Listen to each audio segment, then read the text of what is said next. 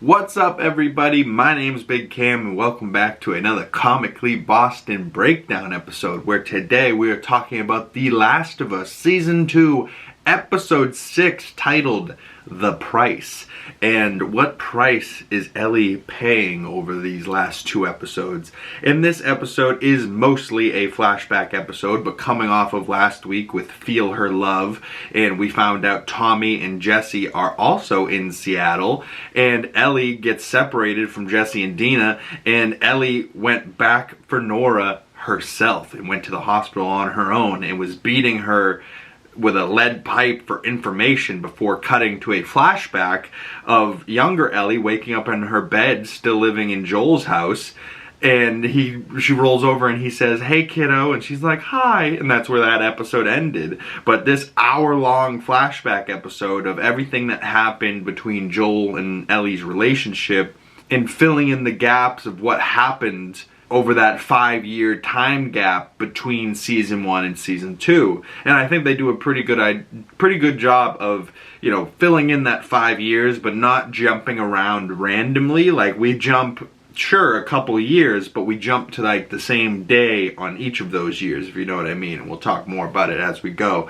But this episode opens on a flashback to Joel's childhood. So we open on a flashback back in 1983 in Austin, Texas, and we see a young Tommy is afraid he's going to get the belt from his father for something he did. But a teenage Joel says, "Don't worry, I'll take it," and sends his brother to the room. So Joel's already a protector at this young age, and protecting the people that can't protect themselves type of thing. Or protecting the ones he loves, really, you know. But we then see Tony Dalton, who played the swordsman in the most recent season of Daredevil Born Again, and also Hawkeye for Marvel. But Tony Dalton is here playing Joel's father, and Tommy's father as well. And he is a police officer. And Tommy, we find out, was buying pot, and the kid tried to rip him off, so Joel beat him up. And Joel says to his father, like, "You're not gonna hurt him," and his father like goes and gets 2 beers and he looks at him and he's like, "Listen," and he starts to talk to him and he's like, "Listen, I got beat so bad when I was a kid. My father punched me in the jaw and broke my jaw. There was blood everywhere. Your grandmother thought I was dead." And he goes, "So if you know what it's like, then why do you do it?" And he goes, "That's not why I'm telling you this, son. Like, you listen to the point I'm trying to make. Like, I've hit you, sure, and I've hit Tommy, sure, but I ain't never hit you like he hit me." And, you know, comparing traumas, which, to be honest, my father did too. And he's like, "I didn't treat you as bad as my father treat me." And I'm like, yeah, granted, you were getting raised in the 70s. In 2000s, and you're raising me like this, I'm out of place. Every other kid my age is getting like coddled, and helicopter moms are starting to become a thing. So a lot of kids my age had those type of moms and dads, where my mom and dad were divorced. So like, I had one father treat me like shit every other week, and my mother trying to do her best she can every other week. You know what I mean? Like, it's a tough situation. But Tommy's father says to him, "I think I'm doing a little better than my father did. And when it's your turn, I hope you do a little better than me." And as they he like shares a beer with his son, and Joel's definitely like underage, but he like kind of tells him this and then gets up and goes back on patrol. And that's where the intro hits, and that beautiful guitar. Love the intro. But we cut back after the intro to Joel, 2 months after they got to Jackson. So that 5-year time jump. So this is now 2 months after they've returned back to Jackson, and we see that he was out getting Legos for a trade for Seth, and these are going to be for Seth's grandkids. And we learn Seth was a Milwaukee police officer before he got to Jackson, but Joel is trading him for something with vanilla in it, so possibly a birthday cake for Ellie was my guess, and maybe we'll guess correctly, and we'll confirm that in a minute.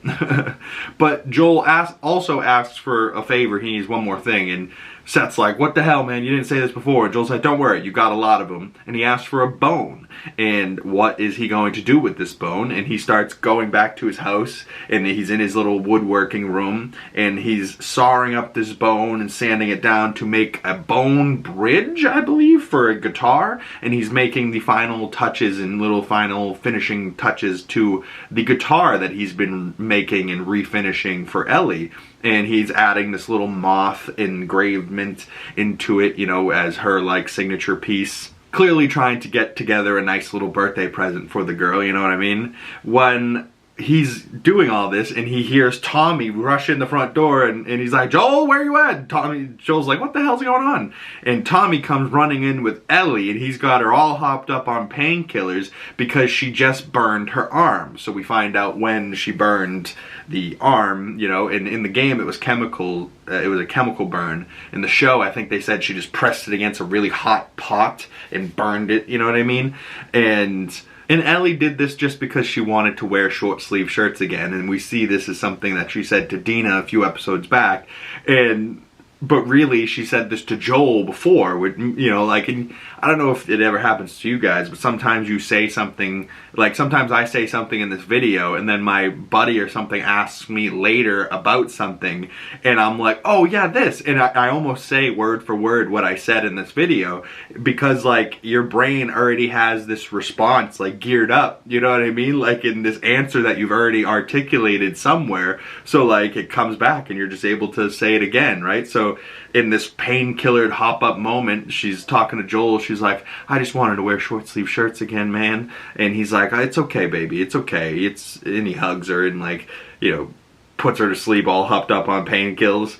But I have this little scene of Ellie, you know, telling him this. Oh, it hurts. Okay. Ow. Easy, baby girl. Easy. Dr. V ran over to the clinic. He's gonna come by here with another shot. Ellie. I just really wanted to wear short sleeves again. I'm sorry. I'm really sorry. Shh, it's okay. It's okay. You're okay.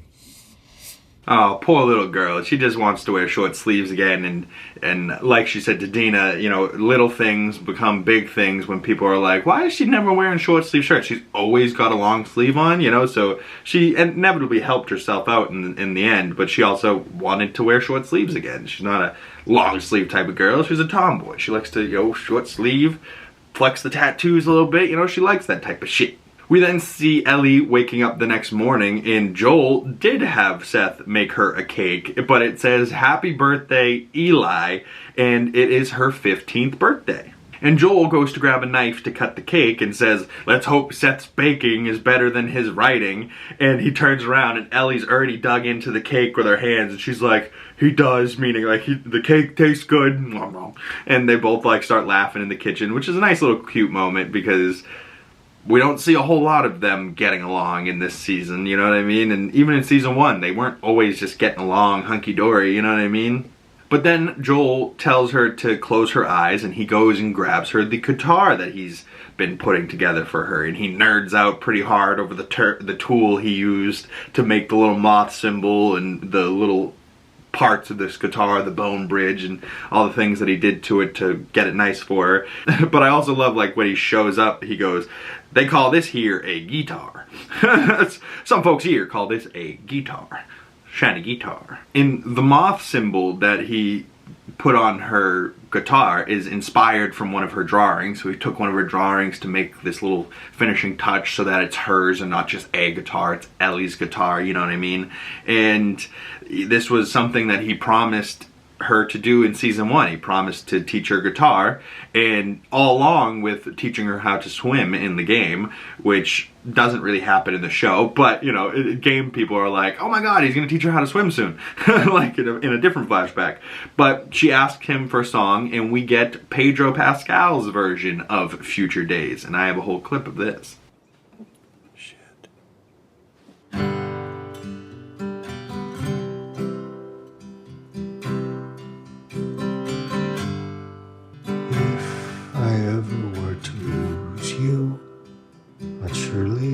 Lose myself trying. Sometimes you'll succeed to make this man of me. I believe, and I believe 'cause I can see our future days, days of you and me. Well, that didn't suck. Oh, and he starts out a bit rough, but it is a beautiful rendition. But I will say, Troy Baker's rendition, every time I hear that Joel's gravelly voice from the game start singing, and Pedro crushes it. But I also don't think Troy Baker was playing the guitar in the game. You know, I think that was probably Gustavo playing the guitar and he was just singing type of thing. Or he could have been, who knows. But I don't know, something about the guitar there just didn't, it sounded a little too messy for me. But, you know, maybe that was on purpose because he's not a professional musician. He's singing for his surrogate daughter, you know, and he's like, happy birthday, kiddo. He sounds a bit rough, but Ellie's loving it. You can just see the look on her face, and she goes, well, that didn't suck. And they both kind of chuckle, and then Joel hands her the guitar, and she kind of puts her arm around it, but the burn on her arm bumps it, and she's kind of like, ah. But then she's like holding it, and Joel says, I understand. About your arm, I understand. And then he just says, happy birthday, kiddo. So then we cut to 1 year later. And so episode 1 of this season is 5 years after, you know, the events between season 1 and season 2. And we know that episode 1 is New Year's Eve heading into 2029. So that was 2 months after they got there. That would have been sometime 2023, 2024 maybe. And now 1 year later from that, they're in 2024 or 2025. And this should be her next birthday present that Joel's got her for her 16th birthday. And we cut to Joel and Ellie walking down a stream in the middle of the woods, and Ellie's asking him 100 questions on what her present is. And Ellie says she's ready for patrols and that Jesse would train her. And Joel asks, is there something going on between the two of them? And he's like, I got a real keen eye for this sort of thing. And she's a lesbian, so she's like, I don't think so. And Joel says, has anyone ever told you about the birds and the bees? And Ellie says, do you mean dicks and vaginas? And Joel kind of goes, Jesus Christ. Then he's like shook when she says it, but I laughed so hard because of just the look on his face. He turns around, Jesus Christ. What kind of daughter are you? You know, like, has anyone told you about the birds and the bees? Most kids would be like, oh God, so embarrassing. Yes, I know about the birds and the bees, but not Ellie. Ellie's like, you mean dicks and pussies? And he's like, fucking Christ, Ellie. Is that you talk in public? But Joel then leads them to a dinosaur, and Ellie climbs up the back of the dinosaur. It says, I'm on a fucking dinosaur, like you can do in the game. And she says, Joel, there's a museum. And he goes, yeah, I know. If you don't fall off the goddamn T-Rex, I'll take you there. But in this shot, the museum's like a little bit of ways away from the T-Rex, and she can see the museum from the top of it. In the game, the T-Rex is right out front the museum, and there's big craters out front. And when you climb up to the top of the T-Rex, she jumps off into like this crater, and Joel thinks she's about to die, but she like jumps into like this little pool essentially, and you know, jumps in. And I really like this portion of the game because it comes at a moment when you're like really heartbroken, and it comes right after she sits down, right, like in the show, she sits down in the theater and starts to play Future Days, but then stops and puts the guitar down. In the game, she does the same thing. She starts to play, but then she kind of puts her face on the guitar, and then we cut into these flashbacks. So the flashback comes at a little bit of a different time, where in the game it came a little sooner. In the show, it's coming after, or actually it's coming the moment she's beating Nora, right? And so she's beating Nora and paying this price of her like innocence, her childhood, her soul, you know what I mean? Like the little goodness she had in her, she's now beating this woman that isn't Abby for information about Abby, right? Like, so now she's becoming darker than she ever could have imagined, and really heading into the depths of not even really Joel anymore, because sure, Joel did some dark shit too, but now she's like becoming Abby, right? Like, oof. But they go to the Wyoming Museum. Whoa, Ellie. Ellie! Oh my God. Careful. I'm on a motherfucking dinosaur! Joel, there's a museum. Yeah, I know. If you don't fall off the goddamn T-Rex, I'll take you there. I love that clip of Ellie, and she's like, I'm on a friggin' dinosaur! And Joel just being like, hey, if you don't fall, I'll fucking take you there. Like, if you don't fall off the fucking dinosaur, right? Like, he's all worried she's about to fall off this thing, and it does look a little shaky, but it's also been decaying outside in the forest for however many years, you know what I mean? Like, it's definitely not in the best of shape. In the show, they get right into the space stuff, and in the behind the scenes after the episode, we do see that they did film a little bit in the dinosaur with this, like, the dinosaur exhibit, and they did have, like, the Stegosaurus and the long neck Brontosaurus and whatever, the Velociraptors, I'm sure, and they definitely walk through this portion, but they, in the show, jump right to the space portion and kind of skip the dinosaur portion. And then the dinosaur portion in the game is hilarious, right? Like, she sits down at the front desk and she's like, hello? No, there aren't any dinosaurs in, and then she looks at Joel and goes, oh, one just arrived, right? Like, so there's a good moment for a little joke, and then she goes and finds an Indiana Jones hat, like, on a rack, and then she's wearing it as she's walking around, and then she's putting hats on the dinosaurs, and Joel's like, that's a hat on a dinosaur, and she takes it off and then puts it on Joel, and she goes, that's a hat on a dinosaur. And she goes, don't take it off, it's my birthday. And then she ends up finding another hat, and then that leads us into the space, you know, exhibit. So they skip that stuff in the show, and honestly, I would have loved to see it, but this episode's already an hour long, so maybe they had to cut it for time. But so they walk into the space exhibits, and Ellie is absolutely dumbfounded when she sees, like, the mobile, I think it's called, like, an array or something, or something like that. But it's got all the planets, and it's the same thing from in the game where it says walk through the stars, and you can see how, like, you spin the thing and then the planets rotate around the sun the same way they do in real life. And this was decayed and not working, and she goes to use it and she goes, oh my god, it works. And Joel's like, someone must have greased the gears. And he had said to her, like, she's like, oh my god, you knew about this the whole time? Why didn't we come months ago?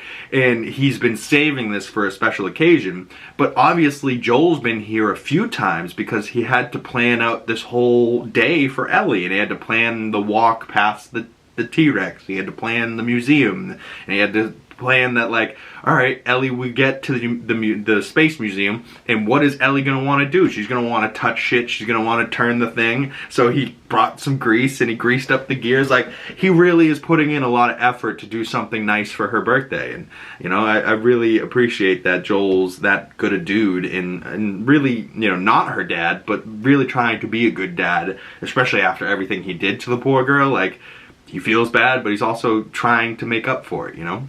But so as Ellie's, like, spinning the gears and looking up at the planets, she goes, imagine being up there. And Joel says to her, do you want to? And he brings her over to, like, I think he says it's the 1971 space capsule. And we see, you know, the entire room from, like, this, it looks so much like the game. Like, spit right out of the game. And they've now done it in live action and made it look perfect.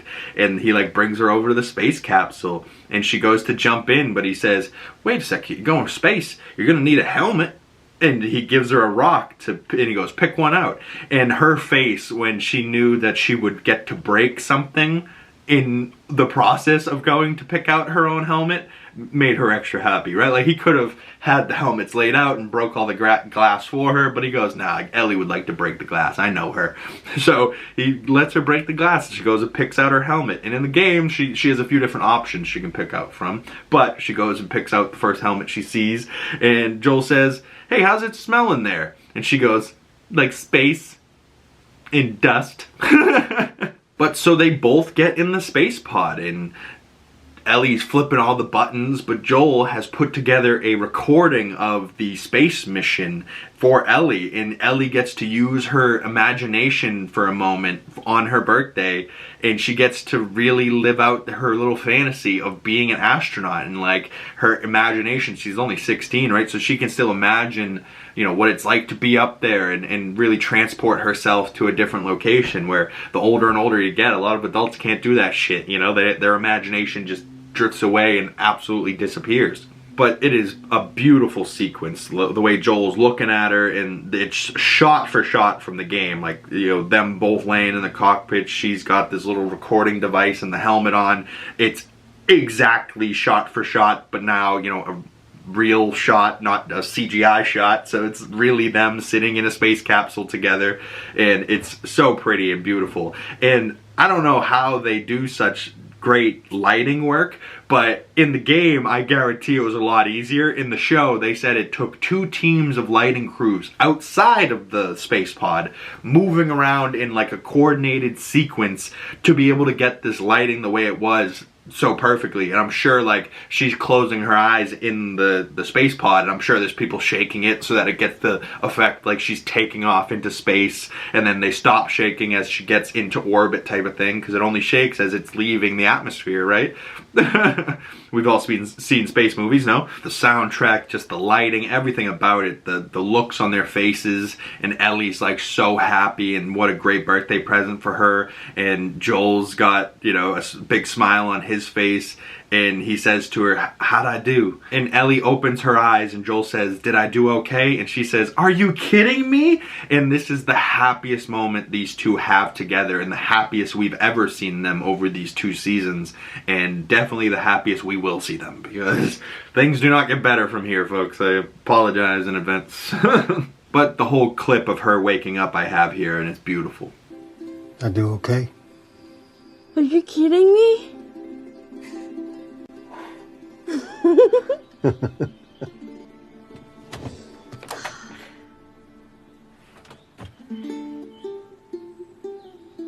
Oh, that little tear by Pedro Pascal at the end as he's just sitting there like, oh, good, she liked it. I'm so glad she liked it. Ellie and Joel then leave, and in the game they go to another building, which then leads into this, you know, revelation that Ellie's, you know, thinking about, you know, this great moment, and then she goes back to thinking about Joel lying to her.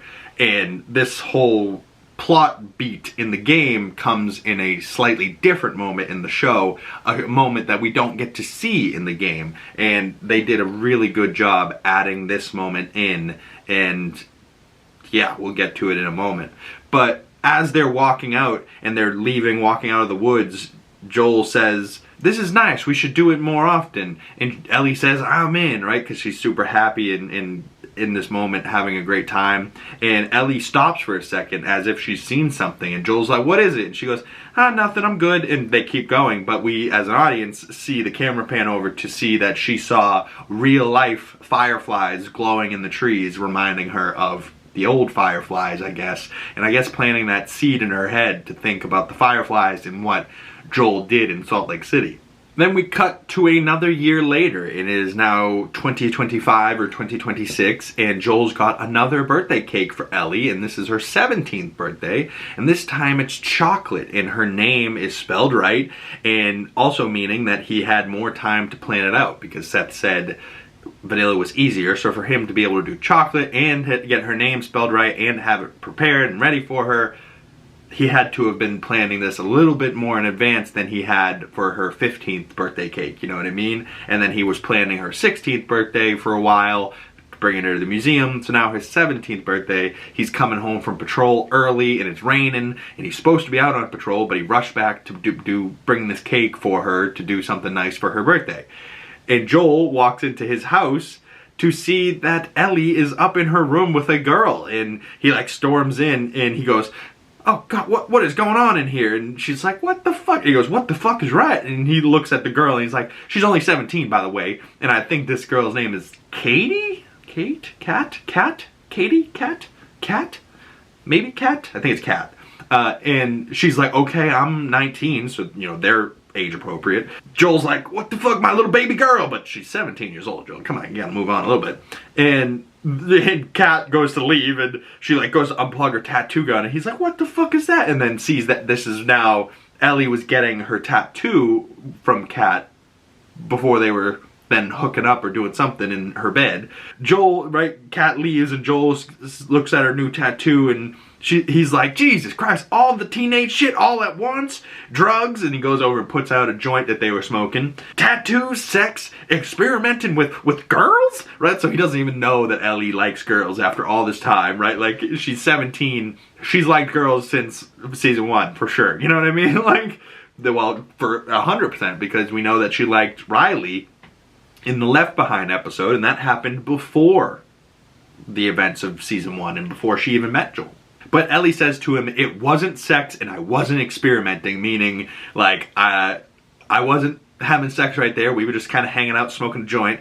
And 2, I'm not experimenting with girls because it's not an experiment. I know I like them. You know, like, and Joel's like kind of gets shook in the face and says, you don't know what you're saying. I'll talk to you later when you're acting like yourself, and storms out. And Ellie, now in the middle of the night after this has happened, Joel's not sleeping either. He's kind of just in his bed alone, listening to the rainstorm.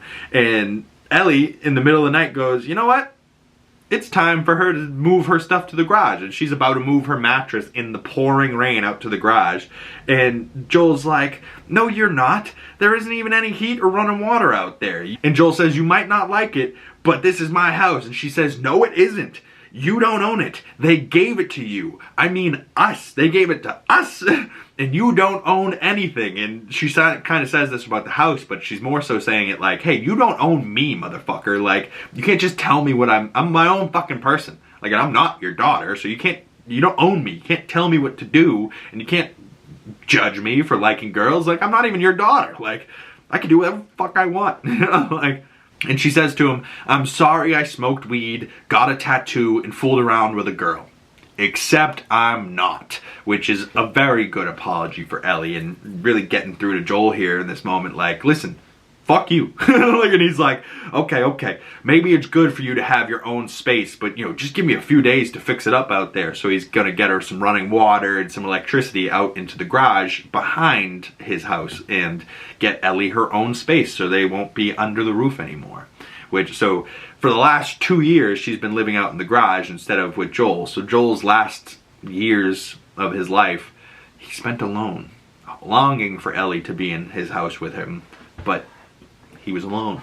But as he like puts her bed back on her bed, you know, she's not going to move this moment. He helps her get resettled, and then he asks to see her tattoo, and then asks, you know, what's her deal with the moths? And she says, oh, I read a book about dreams and they're symbolic. And Joel's like, oh, right, for change and growth and such. And she doesn't answer. She just says it's late.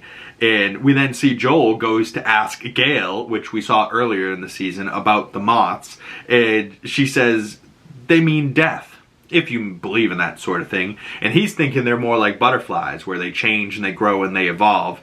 But no, moths are symbolic for death. And if you believe in that shit, and then a long pause happens, then she looks at Joel and goes, why? And he just shakes his head, gets up and leaves. And she's just kind of like, what the fuck was that about?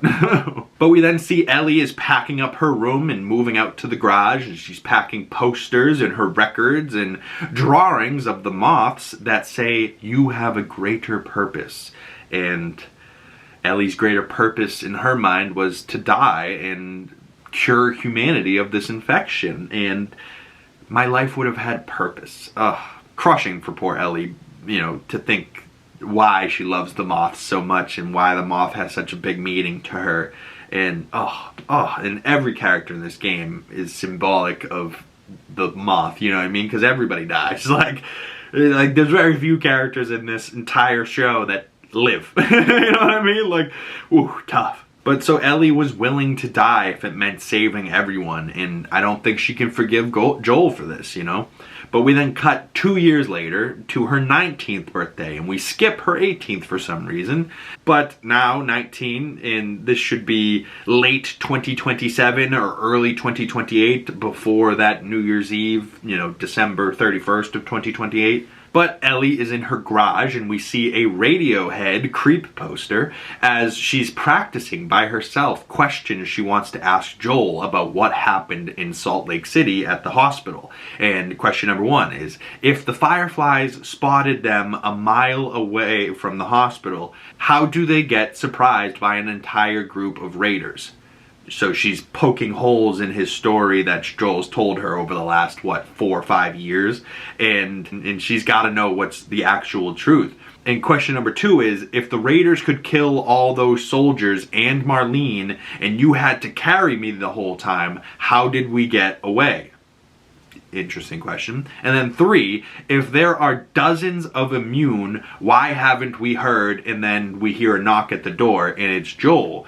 And he thought he would be waking her up, but she's had trouble sleeping, and she's probably been up all night thinking about this. But it's now her 19th birthday, and like 3 years after she initially asked to go on patrol on her 16th birthday, Joel is finally giving her first patrol training, you know what I mean? He's taking her out on her first patrol, and they go out and he's telling her to use her binoculars to scan the countryside, and you know, she's like, what are you talking about? And then he goes, come on, it's good practice, we gotta scan. And he goes, you and your partner are supposed to be scanning the countryside. But so Ellie grabs her binoculars and starts to scan the countryside, and it's hilarious, this little interaction she has with Joel. And I just love Bella Ramsey and Pedro's relationship so much. You would see so much of them poking through in this moment, but they are also Joel and Ellie now, you know what I mean? Like, as much as I loved Joel and game Ellie, and I still always will, Joel and Ellie from the game now brought to life in live action in the show really, you know, does something to the heart. But I have this clip here of her making Joel laugh. It's part of the rules. You stick with your partner, scan the countryside, be ready for anything. Oh shit! What? There's a little squirrel fucking a big squirrel. We should probably report that. Fine, we'll skip the scanning for now. But I love, she's like, it's a little squirrel fucking a big squirrel. We should report that.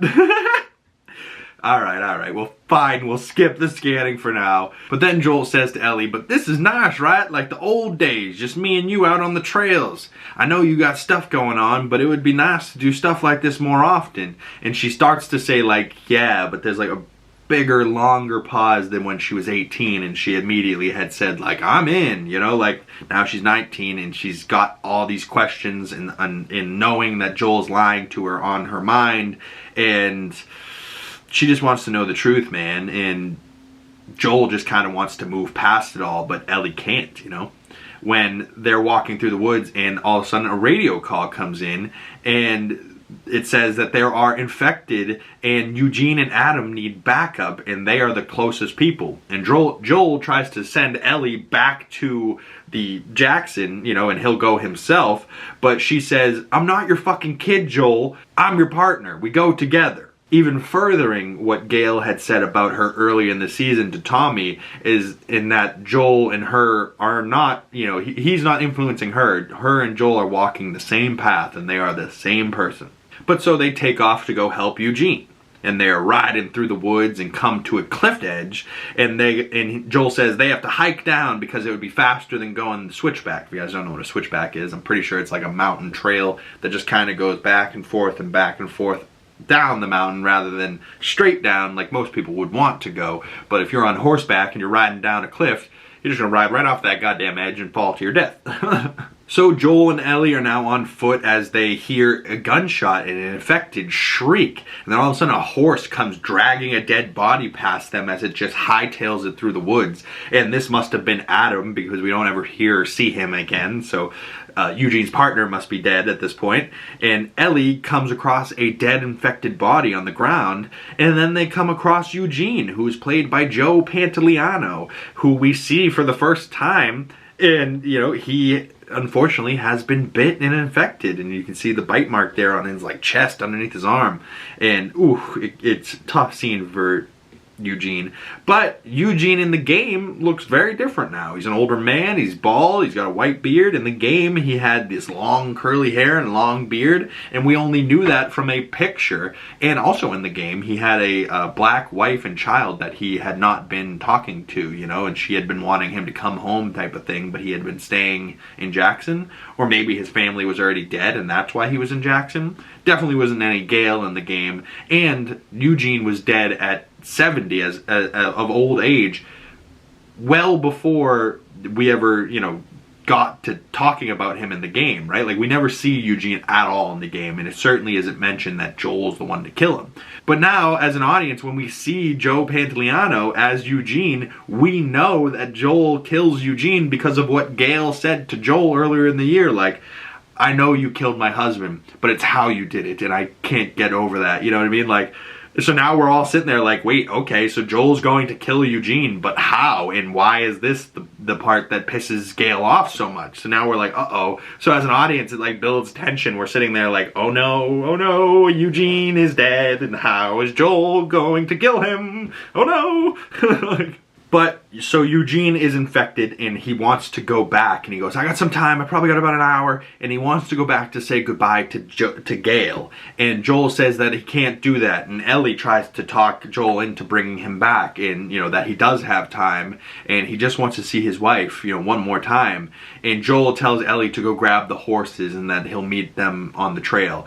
And Ellie just kind of like, she goes to do it, and then she stops and looks at him, like, definitely thinking that Joel is going to kill Eugene. And Joel says, I promise, and promises her that he won't kill Eugene. And then Joel starts to walk Eugene, and he takes him to a turn and brings him to a beautiful spot by a lake. And Eugene looks and goes, oh, this is beautiful, and then goes, oh, wait, oh God, Joel! And like realizes what Joel's about to do. And Joel says to him, if you have last words, I'll pass them on. And Eugene says, I need her last words for me. I don't need to say something to her. I need her words for me. I'm dying. I'm terrified. I don't need a view. I need her. I need Gale. Please let me see her face.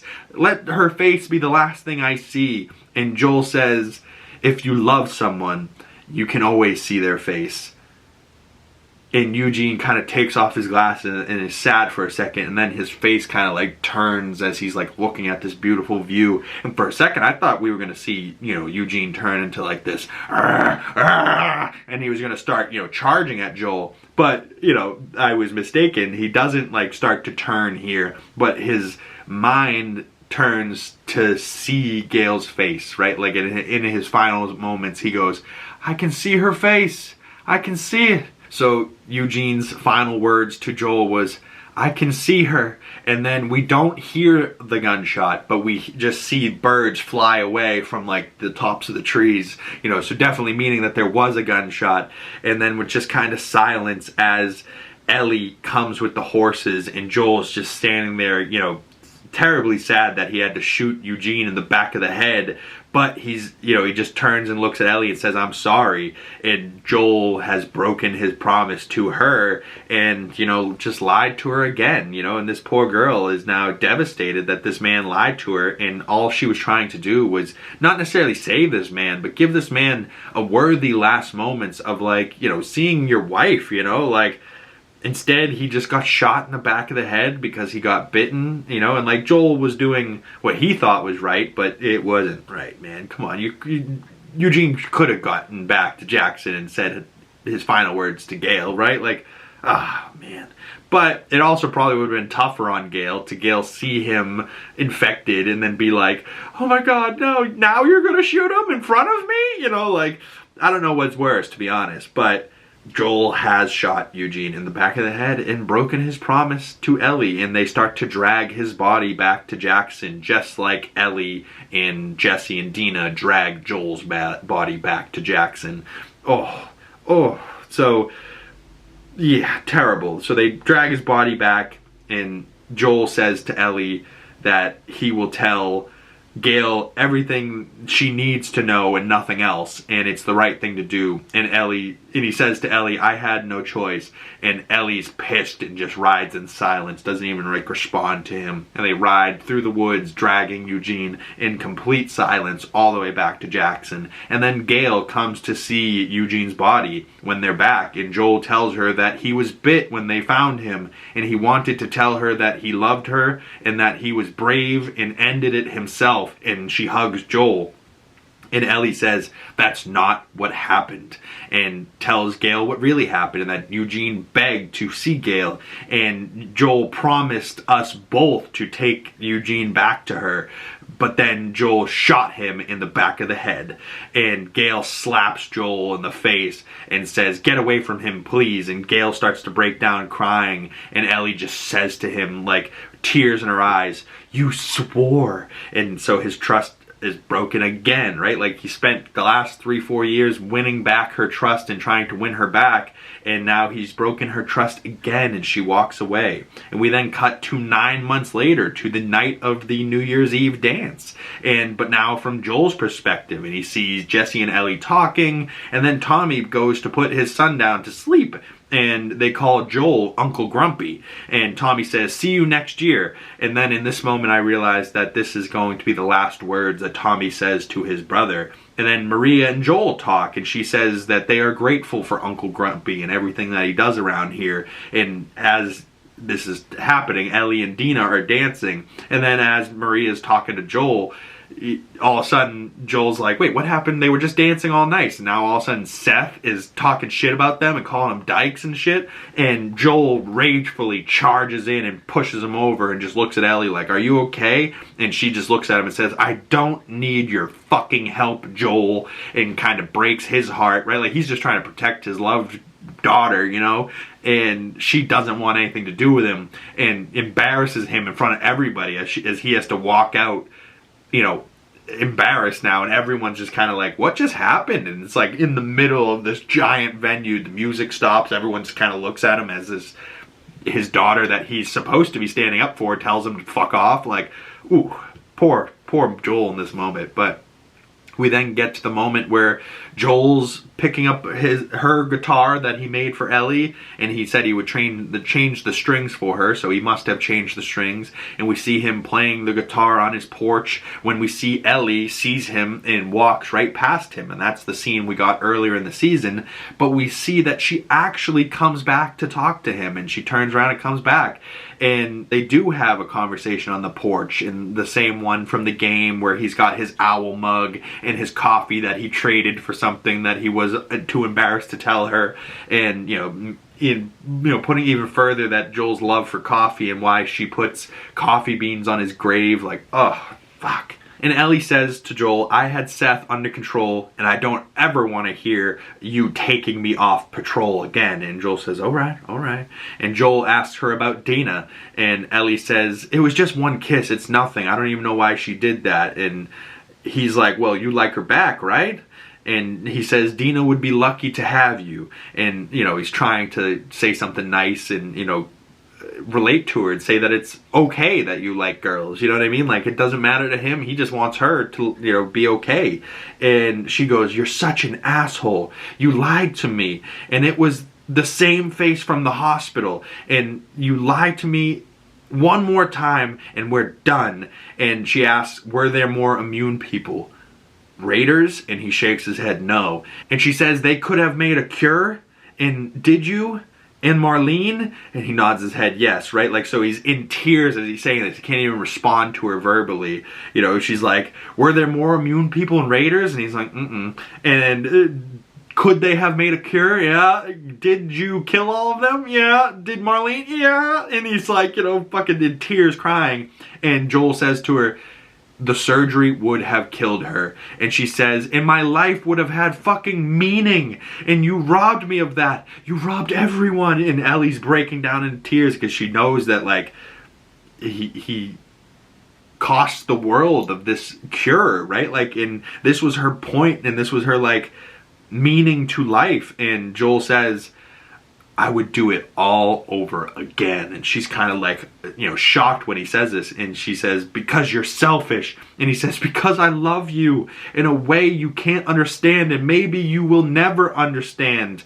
But maybe one day, if you have one of your own, I hope you do a little better than me." And this is exactly what his father said to him. And so his father was beaten by his grandfather, and his father was just trying to be a better father than his grandfather, and then Joel's just trying to be a better father than his father, and now hopefully Ellie will be a better dad than Joel, right? Like, also hurts so much more when you see Ellie's glee on her face when she says to Dina, like, "I want to be a dad." Like, I think she's been thinking about this last conversation that she had with Joel, because these are the last words that she said to him, in the last conversation that they had. And he says, "Maybe you'll be a better father than me."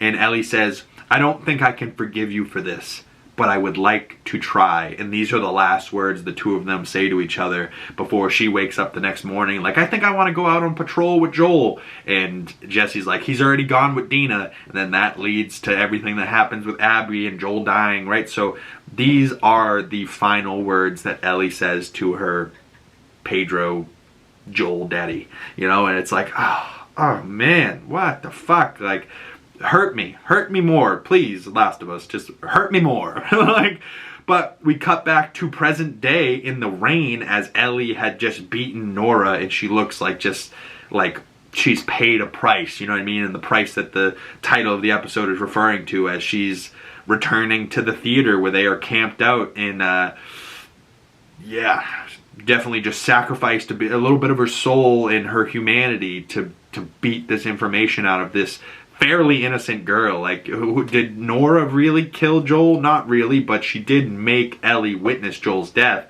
But, you know, she doesn't even really know if Nora knows anything about Abby. She's just beating her, hoping that she can get this information out of her. And Ellie walks up, like, just walking towards the theater as it cuts to the credits in the rain of episode 6 and 1 week remaining. So we have one more episode. I believe it might be titled Convergence. And if that is so, I think this cliffhanger finale, like the closing moments of the finale, will be so crazy. And I think this finale is going to be so jam-packed and epic that season 3 is going to need to come ASAP, because I think people are going to get to the end of this and be like, what the fuck, that's the ending? There's only 7 episodes? What the fuck? You know, like, why? You know, like, they're going to want more when they see the next week's finale, you know, what happens. But we also saw in the little teaser clip that I have, and we'll see in a second, that the boat is heading towards the Ferris wheel in Seattle, which we know from the game is the aquarium setting. So if that's Ellie in that boat, the next episode is going to be nutty. But I think next week's episode will open on the shot of Ellie's bloody hand as she's about to knock on the theater door to be let back in by Jesse and Dina.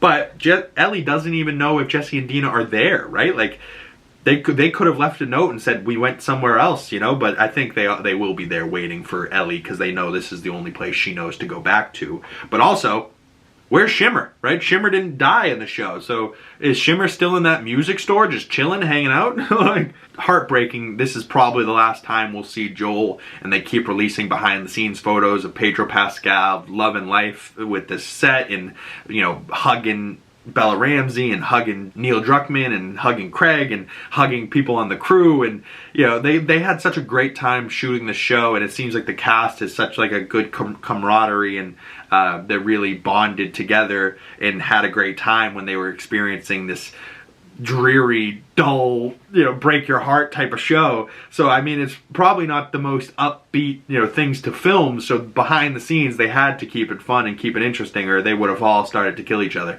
you know what I mean? But let's take a brief little look at the teaser trailer for next week. It's for good luck. These people are shooting each other, ripping each other's guts out. I am not dying out here. This is not our war.